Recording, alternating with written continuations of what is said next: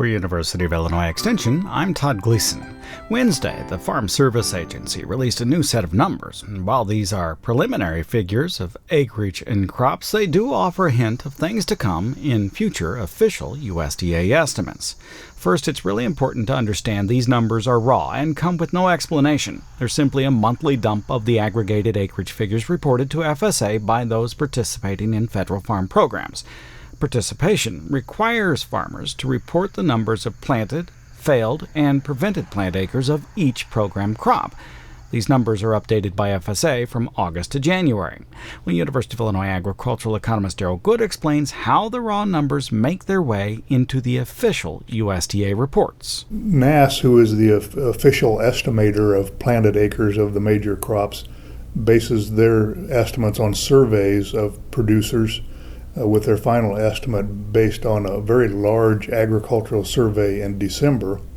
But they do use what they call administrative data, primarily this FSA data, to tweak their own estimates of planted acres because theirs is based on a sample. They're not doing a census of acreage. So historically, there's been a fairly close relationship between the acres reported to FSA and actual planted acres as estimated by NASS. They use those numbers, so by definition, they tend to come together at the end of the season.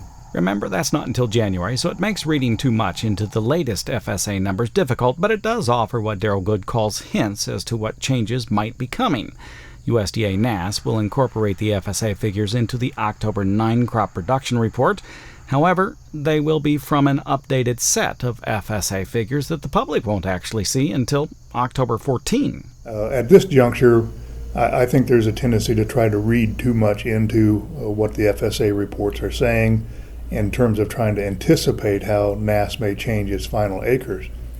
But having said that, we do see through September this year that the difference between the estimate of planted acres by NASS and certified acres that have been reported to FSA so far, that margin is quite large.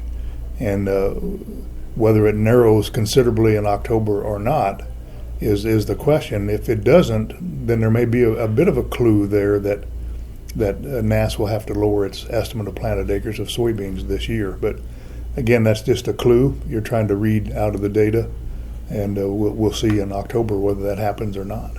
Typically, the FSA acreage for soybeans is 1.5 to 2 million acres lower than USDA's final number. The current FSA figures are off by 4.6 million acres. The October 9 crop production report could change, but we won't know exactly why or if it needs to change more until the FSA report is released 5 days later. For University of Illinois Extension, I'm Todd Gleason.